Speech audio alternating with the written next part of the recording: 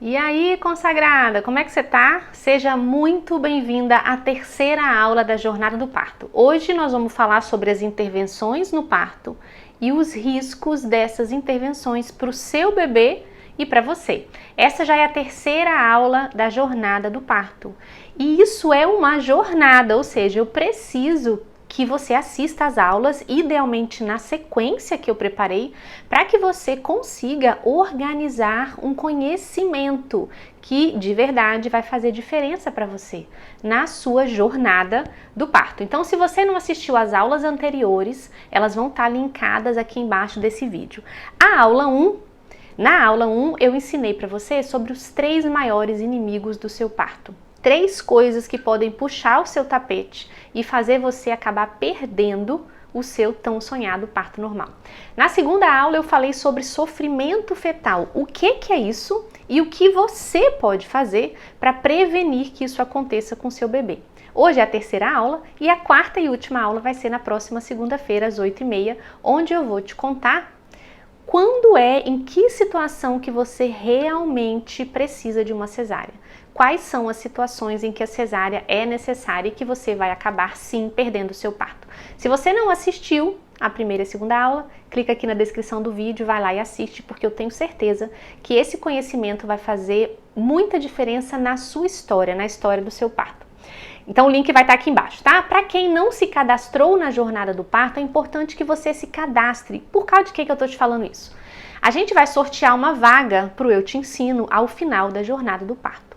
E para que você participe do sorteio e tenha chance de ser contemplada com uma vaga de presente, você precisa estar cadastrada na jornada do parto. Precisa ter assistido às 4 aulas e precisa ter seguido as regras de cada aula. O sorteio vai acontecer no dia 2 de agosto. Deixa eu conferir aqui, dia 2 de agosto, que vai ser o dia da abertura da 6ª turma do Eu Te Ensino. Então deixa eu te explicar as regras da aula de hoje. Hoje você vai tirar print daqui da aula. Vou ver se eu lembro de fazer uma cara bonita para você tirar print e você vai compartilhar nos seus stories, me marcando, marcando o @obstetragrávida e botando a hashtag Vem Pro Eu Te Ensino. Quando a aula acabar, você vai fazer isso. A segunda regra é comentar no último post lá do feed do Obstetra Grávida qual foi o seu maior insight da aula de hoje. O que foi aquele ponto que você pensou assim, é isso, nossa, isso é importante, eu não sabia. Eu quero que você me conte qual foi o seu maior insight na aula de hoje. Lembrando, o sorteio vai ser no dia 2 de agosto, que vai ser o dia de abertura da 6ª turma do Eu Te Ensino. Lá no Eu Te Ensino, já somos mais de 1000 mulheres. Lá tem tentante, tem gestante do comecinho da gravidez, tem gestante já de barrigão, já tem pós-parto, inclusive mandando depoimentos lindos e que enchem meu coração de alegria e de orgulho. E eu tô muito feliz de ter você aqui comigo nessa jornada do parto. Eu preparei essa jornada para organizar o conhecimento na sua cabeça, para que você não fique só com umas informações soltas por aí. Vou te ajudar a organizar o conhecimento para facilitar a sua jornada do parto e aumentar as chances de que você viva um trabalho de parto seguro, respeitoso e que te deixe boas memórias. Olha aí a história da Luana. A Luana foi minha aluna no Eu Te Ensino, já gestou, já pariu e veio com o bebezinho dela no colo te contar sobre a experiência dela com o Eu Te Ensino. Olá pessoal, tudo bem? Eu me chamo Luana. Não estou gestante mais, estou aqui com o meu pacotinho, que hoje está fazendo 23 dias, que veio de um lindo parto normal humanizado, onde eu carregava muitas informações e tinha muito conhecimento. Eu estou aqui para deixar o meu depoimento, dizer que eu já indiquei para várias amigas grávidas. Eu vim de uma gestação que foi através de uma FIV. Inclusive, em alguns momentos, a doutora Alice fala que nós mulheres que fazemos, a FIV, nós acabamos tendo vários medos por conta de várias coisas que nós já passamos, desde da dor, de não conseguir engravidar naturalmente, até o processo, e muitas das vezes não nos permitimos passar pelo parto normal por conta disso. Já optamos pela cesárea, pelo receio, de dar algo errado nessa gestação que foi tão esperada. E eu acompanho a doutora Alice já há muito tempo, antes mesmo de estar como tentante. E aí, quando eu comecei a tentar, eu já tinha bastante conhecimento de forma gratuita. um método incrível, direto, simples e de informação verdadeira. Então, quando eu tive também meu diagnóstico, eu e meu marido, né, nós passaríamos por isso, que a nossa solução era a FIV, eu já tinha uma base de conhecimento de que eu poderia sim passar pelo parto normal. E aí, durante a minha gestação, a doutora Alice falou que ia lançar o curso dela. E eu lembro certinho que eu anotei o lembrete e pensei assim, eu tenho que participar. Inclusive, eu falei assim, mas deve que vai ser um valor muito alto, porque os valores de conteúdos que a doutora Alice já entregava de forma gratuita era muito relevante. Então, eu pensei, bom, vai ser um curso bem caro, que com certeza vai ter o seu valor, porque vai ser um conteúdo que ela vai estar ali se dedicando ainda mais para ser entregue, né? Então, eu falei, mas eu vou ativar esse lembrete, pelo menos para eu saber o valor, para eu ter as informações. E eu lembro que no dia que saiu o valor, e eu tive as informações de tudo que ia ter no curso, eu falei, gente, eu não posso perder essa oportunidade. É um valor que eu penso que é bem baixo. Para tudo que a doutora Alice entrega dentro do curso, e para tudo até que ela já entregou antes, né? Que ela vem construindo a sua autoridade. Então, o que eu tenho a dizer é que quem tiver a oportunidade de fazer, invista, porque é um investimento que vale muito, muito, muito a pena. O meu parto foi um parto que começou com a minha bolsa rompendo, sem estar em trabalho de parto. Eu já tive ele depois de um tempinho de bolsa rompida, onde eu não me desesperei exatamente por ter esse conhecimento, né, disponibilizado também no curso. Logo depois eu entrei já em trabalho de parto ativo, eu tinha todas essas informações, eu consegui aguentar em casa o máximo possível, eu pude ter uma doula também, que também fez diferença, assim, né, no sentido de apoio dentro do meu parto. O meu parto foi um parto sem analgesia, com as lacerações, né, primeiro e segundo grau, de forma natural mesmo, sem epísio. Tivemos que usar um equipamento, foi o equipamento a vácuo, e eu tinha todas as informações. Eu sabia, quando me falaram, né, que a gente usaria o vácuo, porque eu pedi ajuda, pedi que poderia usar o que tivesse disponível naquele momento, e quando eles me passaram o que seria, eu concordei, e eu tinha todas as informações em relação àquilo. E a minha equipe também eu já escolhi pensando exatamente no que eu queria para o meu momento, que era um momento único e muito especial. Então, eu só tenho a agradecer ao curso e a todas as informações que me muniram e me empoderaram ainda mais para que eu, Luana, como mulher, pudesse parir de forma natural e humanizada.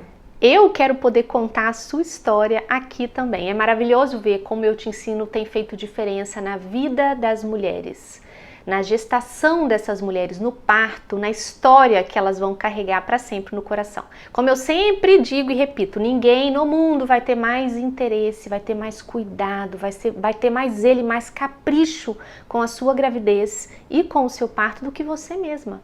Ninguém está mais interessado que essa história dê certo do que você mesma. E é o conhecimento que vai te dar poder de escolher o caminho para que lá no final você tenha orgulho de contar a sua história. Assim como as minhas alunas têm orgulho de contar. Vocês viram que na aula 1, na aula 2, hoje na aula 3 eu trouxe experiências para que vocês vejam como é possível construir uma boa experiência de gestação e do parto. Eu quero que você, depois do parto, tenha orgulho de ligar para aquela sua amiga, mandar o WhatsApp e falar: amiga, o bagulho é doido, mas eu consegui. A gente é capaz, é possível. Orgulho, sabe, de contar o que você viveu. Orgulho de talvez já velhinha, já gagá, contar para os seus netos o dia que a sua mãe nasceu. Orgulho de contar a história que você viveu, tá? No fim, né, gente, a gente vive de memória, né? No fim da vida, o que sobra são as memórias. E quais são as memórias que você está escrevendo sobre a sua gestação e sobre o seu parto? Você está se responsabilizando? Você está puxando para você a responsabilidade por construir uma história que te dê orgulho e que te deixe boas memórias? Mas vamos lá! Voltemos-nos para o momento presente. Vamos esquecer de quando a gente for gagar contando você nasceu assim. Voltemos-nos para o momento presente. Hoje nós vamos falar sobre as intervenções no trabalho de parto e os riscos dessas intervenções para você e para o seu bebê. Descolamento de membranas, internação precoce, ocitocina, analgesia, puxo dirigido, litotomia, episiotomia, cristelera, amniotomia. Se você está muito louca com esse monte de nome, você já percebeu. Você precisa estudar. Você precisa construir um conhecimento robusto e organizado que vai aumentar as suas chances de viver um parto seguro e respeitoso. Então, se você está perdidona aí, não se apavore, aguenta aí que na aula de hoje eu vou te ensinar sobre as intervenções. Na aula que eu já dei sobre sofrimento fetal, eu falei sobre várias dessas intervenções, eu citei muitas delas. Hoje eu vou falar um pouco mais sobre elas e sobre os riscos que cada uma traz consigo para o bebê e para você.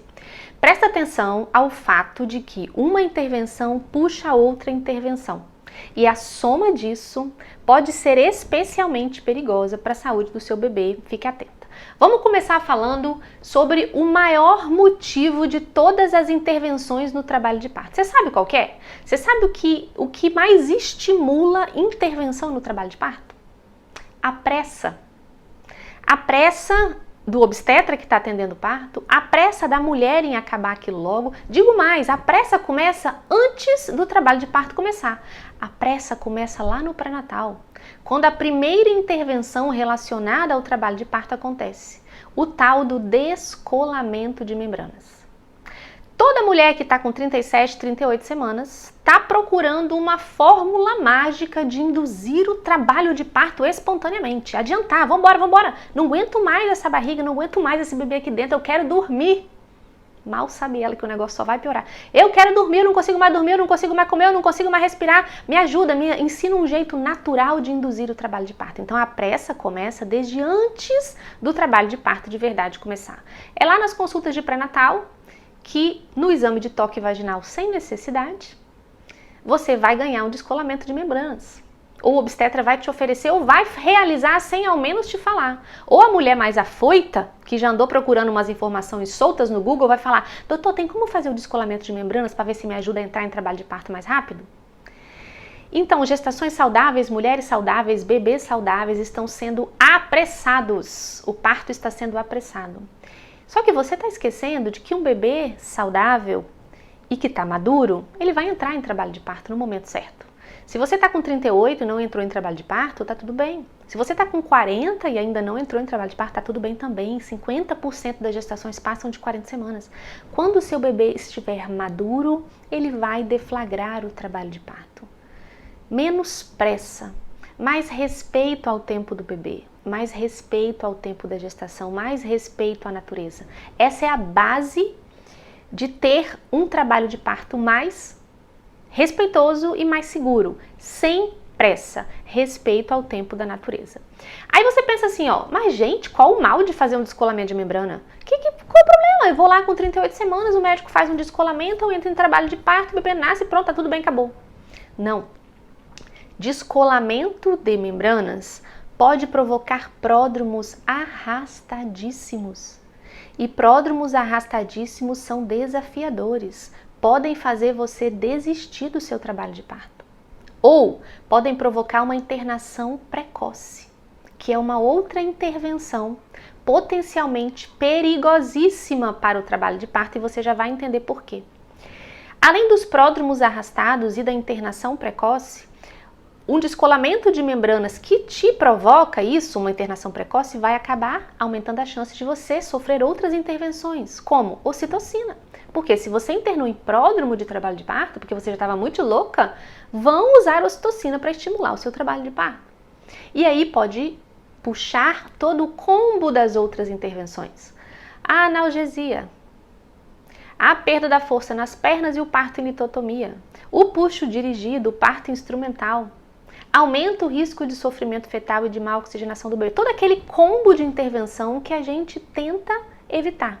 Se você descola a membrana, tem um pródromo prolongado, acaba numa internação precoce, você tem altíssimo risco de ganhar o combo de intervenção que aumenta em muito o risco de sofrimento fetal, de laceração perineal grave. E um gancho aqui, ó, nessa história da internação precoce. Pode até não parecer, mas a internação precoce tem um potencial dano enorme no trabalho de parto. Justamente porque quando você interna no comecinho do trabalho de parto e não na hora certa, você tem pressa para nascer. A equipe do hospital tem pressa para nascer. O seu acompanhante tem pressa, a família que está em casa tem pressa. Como assim está internada e o bebê não nasce? Como assim está internada há 10 horas e o trabalho de parto não começou de fato e o bebê não nasceu e não está com dilatação e a dilatação não está evoluindo? Internar precocemente é um passo para o combo de intervenções que pode ser muito perigosa para você.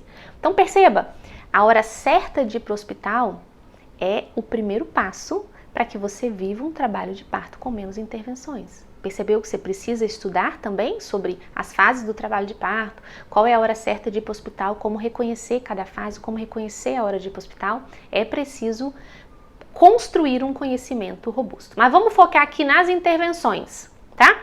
Falamos sobre descolamento, falamos sobre internação precoce, agora eu quero que você pare e pense sobre a ocitocina. De certo você já ouviu falar sobre a ocitocina, o tal do sorinho da dor. Aquele soro que muitas maternidades colocam na veia da mulher no momento que ela interna. Chegou na maternidade, esteja em pródromo, em fase latente, em fase ativa, ganha o sorinho.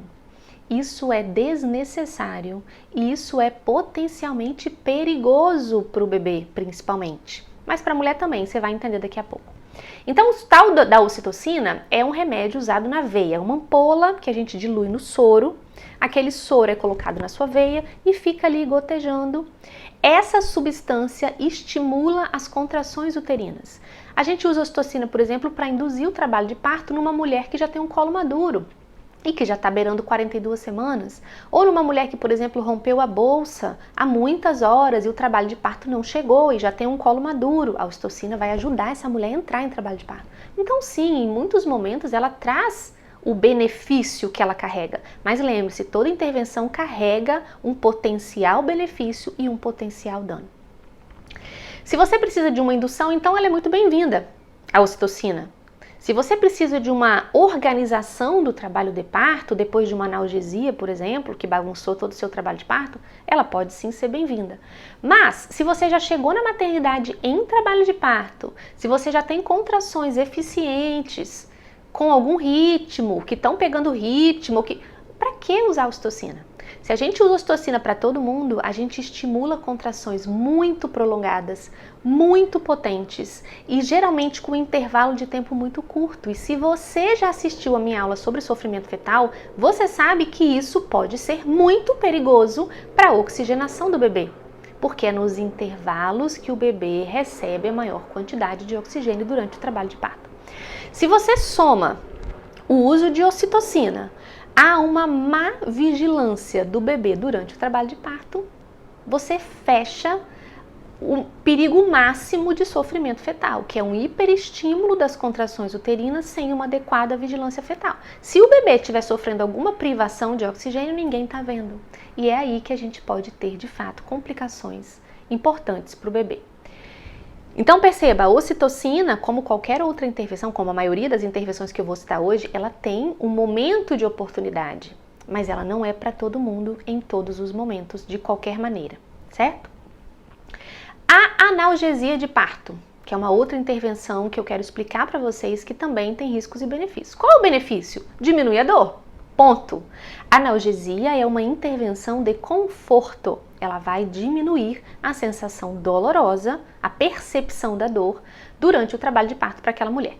Ela é um procedimento realizado pelo médico anestesista, certo? Não é o obstetra que faz. Então é necessário que esse serviço esteja disponível na maternidade onde você vai ter o seu bebê e não está disponível na maioria das maternidades, sejam essas maternidades particulares, de convênio ou do SUS, tá? E não é obrigatório que ela esteja disponível, certo, gente? A legislação fala que mulheres têm que ter à sua disposição medidas não farmacológicas de alívio da dor, mas não fala sobre obrigatoriedade de existir analgesia, que é uma medida farmacológica de alívio da dor. Então, o médico anestesista ele vai injetar substâncias anestésicas através de uma agulha que ele posiciona na sua coluna. É sempre assim que é realizada a analgesia de parto. E a gente fala analgesia de parto e não anestesia de parto, porque a analgesia tem por objetivo não fazer com que você perca a movimentação do corpo, a sensibilidade. A ideia de uma analgesia maravilhosa é que você diminua a sua percepção dolorosa, mas que você mantenha a função motora das suas pernas, que você consiga caminhar, que você sinta, que você não fique anestesiada, como é a anestesia da cesárea. No entanto, a analgesia pode, em primeiro lugar, e isso acontece muito comumente, bagunçar todo o seu trabalho de parto. Bagunçar o ritmo das contrações, diminuir a potência da contração, diminuir a duração da contração e fazer o negócio desandar real oficial. E aí, o que a gente faz? A gente vai tentar corrigir isso com ocitocina. Perceba, a analgesia puxa a ocitocina. É muito comum, depois de analgesia, precisar de ocitocina, porque o trabalho de parto bagunçou. E aí, se a dose não é muito bem calculada e monitorizada, na verdade, porque uma hora você precisa de uma dose maior, depois de uma dose menor, isso tem que ser visto toda hora, o tempo todo, você pode acabar causando hiperestímulo das contrações. E aí você já aprendeu na aula de sofrimento fetal que isso não é legal para o bebê e quais são os riscos desse hiperestímulo para o bebê, certo? Além disso, a analgesia pode acabar diminuindo ou fazendo você perder a sensação motora das pernas, o movimento das pernas. Você pode ficar meio que anestesiada mesmo, com a perna bamba, sem conseguir manter o seu corpo de pé. E isso é muito ruim, porque a gente sabe que movimentação no trabalho de parto é importante para uma melhor fluidez do trabalho de parto e para um melhor posicionamento do bebê no trabalho de parto. Essa diminuição da sensação do próprio corpo, que a gente chama de perda da propriocepção, pode acabar complicando o seu expulsivo, porque se você não está sentindo a sua pele, o seu corpo, a pressão que o bebê faz no seu períneo, você pode também não perceber. E é justamente essa pressão do bebê nos músculos do seu assoalho pélvico que retroalimentam lá no seu cérebro a vontade incontrolável, irreprimível e irrefreável de empurrar, que são os puxos. Se você perde a sensação dos puxos, você vai acabar chamando mais intervenção, que é o puxo dirigido, que é o parto instrumental e que com azar ainda você ainda vai chamar o tal do Cristelera, a depender da sua assistência, que é aquele negócio de empurrar a barriga para botar o bebê para fora. Então você imagina que uma intervenção que poderia ter sido evitada, acabou puxando um combo inteiro de intervenções. E os riscos para o bebê e para você vão se somando a cada intervenção, certo? Além disso, a analgesia também tem uma complicação que não é muito comum, mas é potencialmente bem danosa, que é causar uma baixa pressão arterial na mulher. Você faz uma hipotensão, sua pressão baixa muito. A gente tenta corrigir isso, fazendo fluidos, volume, dando remédio para tentar melhorar a pressão, mas isso pode complicar o fluxo de sangue que chega na sua placenta. E é o fluxo de sangue que chega na placenta que leva o oxigênio e que mantém o bebê saudável durante o trabalho de parto. Se você faz analgesia, faz uma pressão baixa, diminui o fluxo da placenta e a gente não consegue resolver isso com medicação, você pode acabar precisando de uma cesárea ou de um parto instrumental se o seu bebê estiver quase nascendo. Então, se o ritmo das contrações diminui, chama ocitocina. Se mesmo com ocitocina a gente não consegue melhorar o padrão das contrações, o trabalho de parto paralisa. Olha que situação. Você fez analgesia, daí 4 horas, 5 horas, acabou a analgesia, você continua no mesmo lugar. Você está na estaca zero, do mesmo jeito. Se a sua pressão cai muito e a gente não consegue resolver, cesárea, às vezes uma cesárea de emergência, às vezes o bebê não nasce bem. Se a força das suas pernas diminui, você entra num outro combo. E veja bem, se você faz analgesia tarde e você perde a força nas pernas, vão te colocar deitada para parir. Aí você vai ganhar uma litotomia, um puxo dirigido, se bestar um cristelé e uma episiotomia, se bestar um parto instrumental. Entende? Tudo te coloca, esse combo de intervenções acaba que coloca você muito vulnerável, né? Vem uma, vem outra, vem outra, vem outra e acabam deixando a sua saúde e a saúde do seu bebê sob perigo. Se, por exemplo, o efeito da analgesia no final do trabalho de parto for muito intenso e você perder a sensação do puxo, você pode acabar tendo dificuldade de empurrar o bebê na hora dele nascer, né?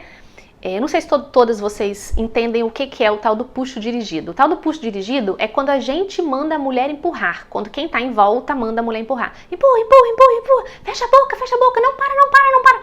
mesmo quando a mulher não está com vontade de empurrar. Na verdade, às vezes, quando você está sob efeito da analgesia, o bebê não desceu o suficiente ainda, mas alguém em volta acha que já está na hora de empurrar, você não tem a sensação do puxo.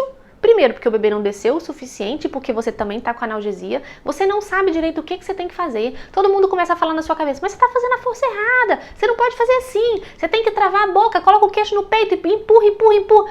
Você fica tão nervosa, com tanto medo, seu acompanhante naquela confusão, meu Deus, ela não está sabendo fazer a força direito, o bebê vai entrar em sofrimento. Sabe essas coisas que a gente escuta ao longo da vida? E aquilo vai te dando um desespero que você acaba ficando refém de todas as intervenções que te propuserem. Então, se alguém te fala naquele momento, olha, eu vou precisar fazer um piquezinho aqui, que é a tal da episiotomia, para ajudar o seu bebê a nascer, porque você não está sabendo fazer a força certa. Você fala, faz o que tiver de fazer, eu preciso que o meu bebê nasça saudável, não é assim que a mãe pensa? Ou eu vou dar uma empurradinha aqui na sua barriga, o cristelé, para o seu bebê poder sair mais rápido, porque você não está fazendo a força certa e o seu bebê vai acabar entrando em sofrimento. Onde a sua cabeça vai estar? Se você está sob controle do seu corpo, se você está tendo um parto natural, se você não tem analgesia, se você não está usando nenhuma medicação que retire as suas percepções, você provavelmente vai entender perfeitamente as suas sensações. Você vai poder dizer para você mesma, não, eu não estou ainda com vontade de empurrar, então eu não vou empurrar. Mas se você fez analgesia, você está na dúvida. Meu Deus, será que eu já tinha que estar empurrando mesmo? Será que eu não estou realmente sabendo? É por causa do efeito do remédio? Então isso te confunde. Isso pode acabar tirando um pouco a sua potência, a sua coragem, fazendo você até desacreditar um pouco naquelas coisas que você estudou, certo? Obviamente, gente, todas essas intervenções que eu citei, elas não estarão sempre presentes pós uma analgesia, ok? Muitas mulheres vão fazer analgesia, não vão bagunçar o trabalho de parto, as contrações vão continuar, a dilatação vai continuar. No final do trabalho de parto, na hora do puxo, talvez a analgesia já vai estar sob menor efeito, ela já vai estar sentindo aquelas sensações, ela já vai conseguir empurrar e vai estar tudo certo. Na verdade, muito provavelmente aconteça assim. Muito provavelmente, apesar das intervenções, vai dar tudo certo. O que eu quero ensinar para você é que você pode ter um parto mais seguro, que você pode saber escolher o momento certo de cada intervenção, inclusive o momento mais adequado, a janela de oportunidade para analgesia. Aquele momento em que, pelo menos na teoria, a maioria das mulheres não vai ter um impacto tão grande do efeito da analgesia sobre o seu trabalho de parto, tá? Então presta atenção aqui que eu vou traduzir alguns daqueles nomes difíceis que eu falei lá em cima para você e que talvez você ainda não conheça. Litotomia. O que é isso? Litotomia é colocar a mulher deitada de barriga para cima com as pernas penduradas na perneira. De certo você já viu alguma foto assim. E se você não viu, você vai entrar no Google e vai digitar litotomia e você vai ver exatamente o que é essa posição. É a tal da posição ginecológica.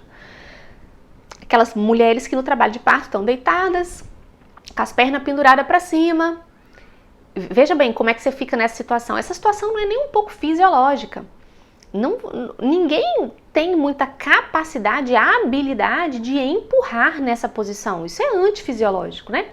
Além disso, você fica muito vulnerável, seu períneo fica muito vulnerável a manipulações, a episiotomia.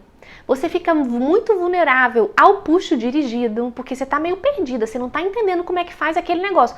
Lógico, você está deitada, é complexo a gente empurrar deitada. E estão te falando, você não está fazendo certo, você não está fazendo certo. Daí a pouco você ganha um cristelé sem nem saber de onde aquele troço está vindo. Então essa posição não é fisiológica e não é uma posição segura, principalmente se pela sua realidade de assistência você vai acabar parindo numa maternidade que não é tão amiga da humanização assim. E eu sei que muitas de vocês vivem nessa realidade. E eu quero ajudar você, inclusive. Porque não tem muito pra onde correr. Você tem que fazer o melhor que você puder na situação que você vive.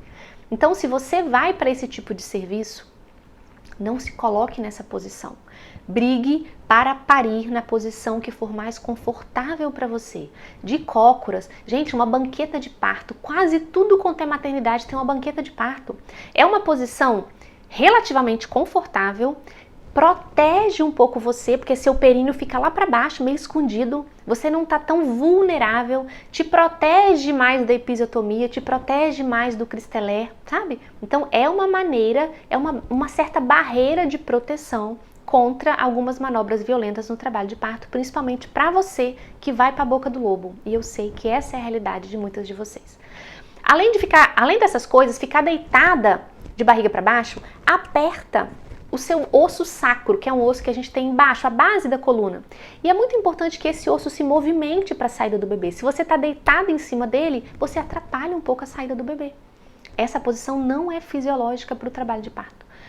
Além disso, deitada de barriga para cima, o seu útero pesadão em cima dos seus vasos podem te dar aquela sensação de fadiga, mal-estar e falta de ar e sensação de desmaio, que talvez você que já está de barrigão grande já tenha sentido quando deita de barriga para cima. Litotomia é uma péssima ideia. Tente fugir disso, tá? Puxo dirigido. Puxo dirigido é o que eu chamo de parto flanelinha. Por que eu falo parto flanelinha? Sabe flanelinha quando você vai estacionar na rua? Não, doutor, mais pra direita, mais pra esquerda, vira pra cá, vem, para, vem, vai. Assim, é aquele parto flanelinha. A pobre da mulher tá lá e tá todo mundo gritando em cima dela. É obstetra, é enfermeira, até pediatra vira flanelinha na hora do parto. Vai, mãezinha, empurra, filho, não para. Isso é puxo dirigido. Isso não é seguro pro bebê. Por quê? Você vai empurrar por muito mais tempo do que você deveria. Então você está empurrando para além da contração, quando você já deveria estar respirando calmamente, quando o fluxo placentário já deveria estar enchendo de oxigênio o seu bebê.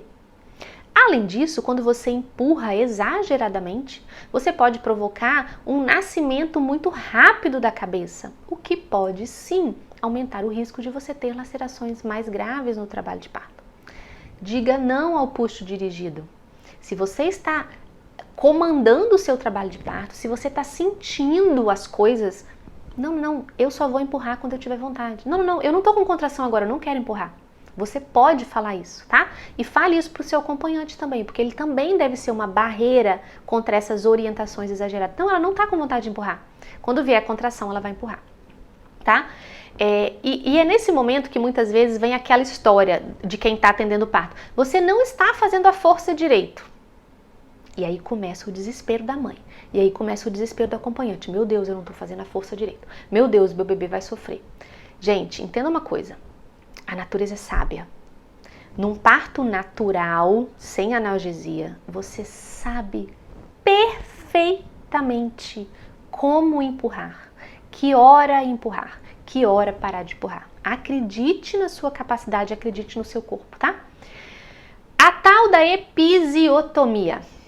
Episiotomia é um corte que se faz no períneo da mulher, quando a cabeça do bebê está prestes a nascer, quando o bebê está quase coroado. E eu vou te contar a história da episiotomia. A história da episiotomia veio há décadas atrás, quando os partos saíram da casa das mulheres e passaram a acontecer no hospital. Então a mulher deixou de ser o centro do parto e o parto passou a ser centralizado no médico. Aí veio o quê? A pressa. A pressa que eu te falei que é a mãe de todas as intervenções no trabalho de parto. Existia pressa em acabar com o trabalho de parto e passar para o próximo, e o próximo. O médico está ali esperando e o bebê não nasce, ele tem outras coisas para fazer. Cadê? Vambora. Então a pressa que veio da centralização do parto no médico e não mais na mulher, trouxe essa necessidade de abreviar o nascimento.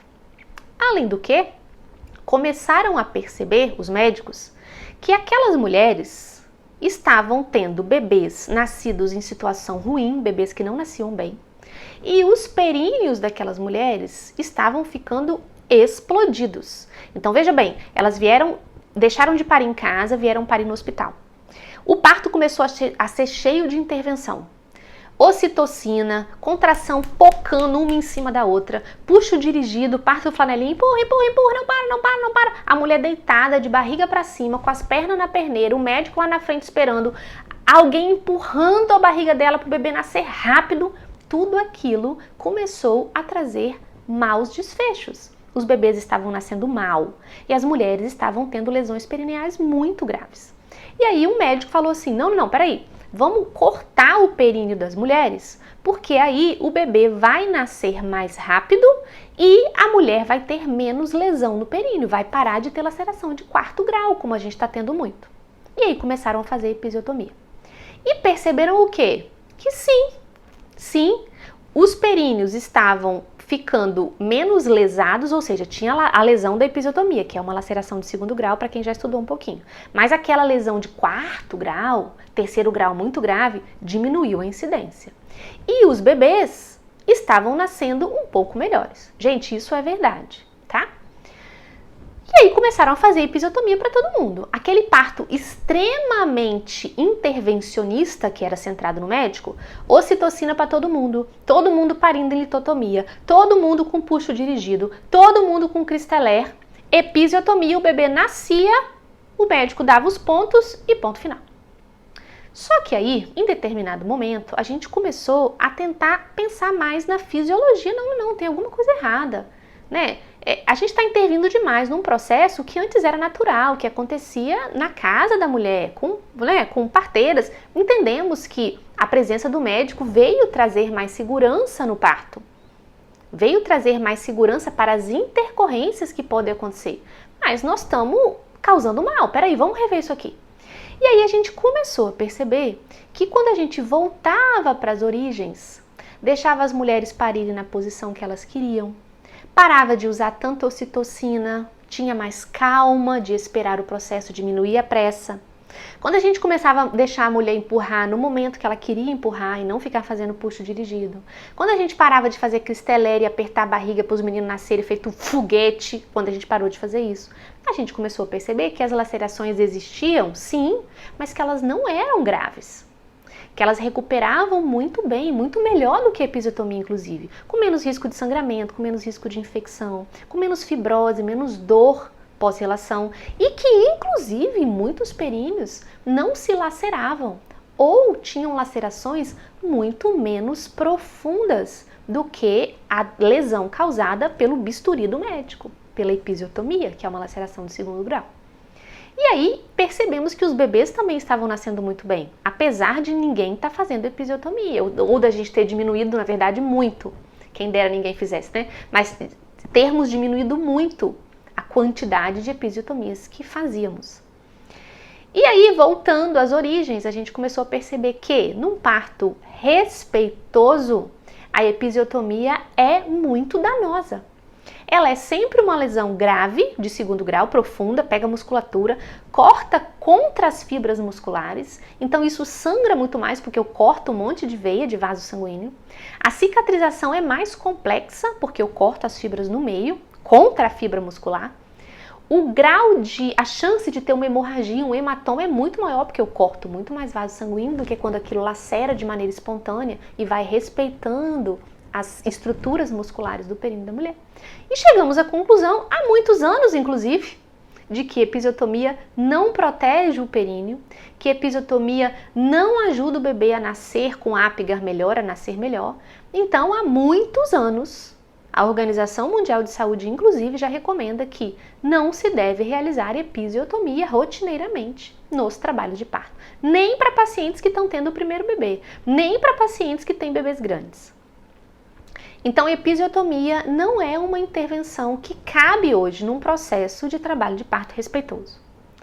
Tá? E você entendeu por quê? Porque ela é sempre uma lesão de 2º grau. Se eu faço episiotomia, eu tiro a oportunidade daquela mulher de ter um períneo não lacerado ou com lacerações muito menos intensas. A laceração natural sangra muito menos, tem muito menos risco de infecção, tem muito menos risco de hematoma, demora muito menos a cicatrizar do que o corte de uma episiotomia e causa muito menos consequências em relação à fibrose, à dor na relação sexual, do que a laceração natural. Então, esse negócio de, eu fiz episiotomia porque eu não estava sabendo fazer a força certa. Na maioria das vezes, quando as mulheres contam isso e você vai cavucar a história, a gente percebe que a mulher foi colocada na mesa de parto antes dela ter sensação de puxo. Não estava na hora de empurrar. E aí deitaram ela lá, botaram com as pernas na perneira e começaram empurra, aquela confusão. Eu vou abrir o períneo para o bebê nascer mais rápido. Não precisa, né? O puxo vai chegar na hora que tiver de chegar, na hora que a cabeça do bebê estiver comprimindo o assoalho pélvico na quantidade que tem que ser. Ah, mas o bebê estava indo e vindo, o bebê ia e vinha, parece que ia nascer e voltava, não estava nascendo nunca, aí fez a episiotomia para o bebê nascer. Esse ir e vir da cabeça do bebê é fisiológico e é justamente isso que também protege aquele períneo, porque ele distende um pouquinho e distende mais um pouquinho. Então, aos poucos, aquela musculatura vai aceitando a pressão da cabeça do bebê. E aí tem muito menos chance de ter uma laceração grave do que quando a cabeça vem com tudo, porque alguém está fazendo um puxo dirigido, chuchando a ocitocina e apertando a sua barriga, a cabeça vem igual um foguete. E aí lacera tudo mesmo. Certo? Ah, eu fiz episiotomia, meu médico fez, mas é porque eu precisei de fórceps. Aí tem que fazer. Não, gente, também não tem que fazer. Mesmo num parto com auxílio de instrumentos, vácuo ou fórceps, a episiotomia não é mandatória. Tem mais risco de ter laceração grave quando eu uso instrumentos no parto? Tem mais risco, isso é uma verdade. Mas não precisa de episiotomia, porque a episiotomia por si não vai proteger o períneo de uma laceração maior, ok? E aí a gente passa para outra intervenção, que é o parto instrumental. Parto instrumental é aquele parto que acontece com a ajuda de instrumentos. Eu tiro o bebê do canal de parto com a ajuda de instrumentos. Os instrumentos podem ser o vácuo ou pode ser o fórceps. Nossa, doutora Alice, mas se usa fórceps aí? Meu Deus, que violência. Não, gente. Instrumentos não é violência obstétrica, nem o vácuo, nem o fórceps. O instrumento é salvador. Um obstetra que sabe manusear um instrumento é um obstetra de fato capacitado e bem treinado. Se o seu obstetra não sabe, como é que vai ser na hora do vamos ver? Na hora que realmente a gente precisar tirar o bebê de lá, tipo now, que não dá tempo de demorar meia hora, 1 hora se bobear numa maternidade que não tem anestesista de plantão, por exemplo. Como é que faz? Se o bebê precisa nascer agora. Então, o obstetra tem que estar capacitado a usar instrumentos para tirar o bebê do perigo, caso esse perigo esteja acontecendo no momento que a dilatação já é total, já tem 10 centímetros, e o bebê já passou do plano zero da pelve, ou seja, ele já está bem baixo. Você abre a vagina e você já consegue ver o cabelinho do bebê lá no fundo. Então, fórceps e vácuo não é violência obstétrica, e quando é necessário, o instrumento salva a vida do bebê, tá? Mas o instrumento não é para todo mundo. Ah, eu vou... Lá na maternidade tal, os bebês nascem... Acontece isso, tá, gente? A maioria dos bebês, no finalzinho do trabalho de parto, o médico tira num fórceps de alívio para acabar logo. Ó a pressa de novo. Não, não é necessário. É potencialmente perigoso, porque quando a gente usa instrumento, a gente aumenta o risco de laceração perineal mais grave e a gente aumenta o risco de trauma para o próprio bebê. É um instrumento. O vácuo pode fazer um hematoma na cabeça do bebê. O fórceps pode fazer lesões no couro cabeludo ou na face do bebê. É um risco inerente ao procedimento. Só que quando o risco que o bebê está vivendo naquele momento, se ele continuar lá, é maior do que o risco de usar um instrumento, é aí que o instrumento cabe, entende? A intervenção cabe no momento em que o risco potencial dela é menor do que o risco potencial do que está acontecendo e que não vai ser resolvido se eu não usar a intervenção, certo? O tal do Christeller, que é uma intervenção que não deve ser realizada nunca, que é empurrar a barriga da mulher com muita força, empurrar o bebê para ele sair pelo canal de parto. Então não é para fazer isso. Isso pode causar lesão grave na mãe, fratura de costela, ruptura do fígado. Sim, gente, isso acontece. É tanta força que se coloca em cima do peito da mulher que é como se ela estivesse sendo soterrada por uma pedra. Então pode romper o fígado, pode provocar fratura de costela, pode provocar lesões perineais muito graves, porque o bebê sai feito um foguete. Sai mais rápido o bebê? Sai mais rápido sim, feito um foguete. Que a cabeça e sai arrebentando o períneo todo. Então não é para deixar ninguém empurrar sua barriga durante o trabalho de parto, certo?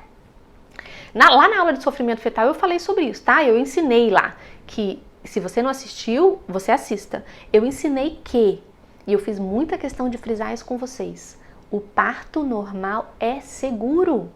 O que tira muito da segurança do parto são as intervenções mal indicadas, mal feitas, não atentas e uma vigilância do bebê mal feita também. Quanto menos intervenção, mais seguro vai ser o seu trabalho de parto. Aí hoje você conseguiu perceber aqui que toda intervenção tem potenciais riscos, certo? Para o bebê e para a mulher. Se você estiver rendida pelo medo, por falta de conhecimento ou pela ausência de estratégias para lidar com a dor, você vai acabar caindo em intervenções que tem cara de ser muito boa, mas que no final vão puxar outra, vão puxar outra, vão puxar outra e vai vir aquele combo que pode acabar colocando a sua segurança e a segurança do seu bebê em risco. No entanto, algumas intervenções pontuais e bem indicadas podem ser as salvadoras do seu parto, do sonho do seu parto e da saúde do seu bebê, obviamente. Então, para construir esse conhecimento de saber qual intervenção, em qual momento eu vou dizer sim e vou dizer não, né? Para qual intervenção e em qual momento eu digo sim ou digo não, você tem que construir um conhecimento. Isso você não vai conseguir dando um Google. Aceita ocitocina ou não? Não, não é assim. Em que situação? Qual a minha situação? Qual é a situação do bebê? Por que a indução? Eu preciso mesmo? Eu não preciso? O que eu devo esperar da ocitocina? Qual o padrão de contração? Como é que eu posso entender se aquilo está demais ou se aquilo está correto? O bebê está sendo vigiado adequadamente? A analgesia, eu estou lidando muito bem com o meu trabalho de parto, eu conheço as medidas não farmacológicas de alívio da dor, meu acompanhante conhece, eu fui esperta e eu pude, graças a Deus, contratar uma doula e ela está me ajudando com medidas não farmacológicas de alívio da dor. Você tem que saber isso de medidas não farmacológicas de alívio da dor de cós salteado, você e seu acompanhante. Porque senão, se tiver analgesia disponível para você, é batata e você já percebeu que ela pode puxar um combo de outras intervenções. E se você vai para um serviço coletivo de atendimento, que já acaba pecando muito na monitorização do bebê, porque não tem tempo mesmo, é mulher demais, para pouco profissional. Você fez analgesia, chucharam a ocitocina, você não está sentindo dor, você não está sentindo nada, analgesia comendo, ninguém vigiando o bebê. Epa, pode dar problema justamente aí, tá? E então, as informações precisam ser organizadas na forma de um conhecimento robusto, para que você tenha sustância para entender o processo e daí poder tomar decisões realmente baseadas em conhecimento. E lá no Eu Te Ensino, meu foco é justamente esse, é te ensinar de uma maneira fácil, de maneira que o conhecimento esteja organizado na sua cabeça e você consiga acessar esse conhecimento, você e seu acompanhante, é claro, no momento que você precisar. Então, se você quer esse conhecimento, vambora, é só vir que eu vou te ensinar. No dia 2 de agosto, às 10 horas da manhã, vai abrir a 6ª turma do Eu Te Ensino. Se você quer aprender comigo, é só você estar lá presente, 10 horas da manhã a gente abre a 6ª turma. E eu vou te lembrar agora que você pode concorrer a uma vaga de presente. Eu vou te dar de presente uma vaga no Eu Te Ensino. Nós vamos sortear essa vaga no dia 2, que é o dia de abertura da 6ª turma. Deixa eu ler aqui para eu te lembrar as regras da aula de hoje para você participar. Você vai tirar print dessa aula. Vou fazer uma cara bonita para você tirar print agora? Tira print dessa aula e publica aí no seu stories, me marcando para que eu possa ver, @obstetragrávida, e bota a hashtag Vem pro Eu Te Ensino. A segunda regra é você comentar no meu último post do feed qual foi o seu maior insight dessa aula. O que te fez assim, nossa, eu nunca tinha pensado nisso, nossa, isso realmente é importante. Aquele ponto da aula que te chamou atenção e que você vai fazer questão de contar para suas amigas que também estão grávidas, porque você sabe que vai fazer diferença para elas, tá? Quanto mais você comentar em sites diferentes, mais você vai ter chance de concorrer ao sorteio. O sorteio então vai ser no dia 2/8, às 20h30 aqui no YouTube. Se você tem dúvidas sobre o Eu Te Ensino, escreva aqui nos comentários que eu e minha equipe vamos ler e vamos esclarecer essas dúvidas na nossa 4ª aula da jornada, que vai ser na próxima segunda-feira, às 8h30. Na próxima segunda, então, nós vamos falar sobre quais são os motivos reais para fazer você precisar de uma cesariana. Quando é que o sonho do parto normal vai ter que ficar para a segunda gravidez? Um beijo e nos vemos na próxima aula.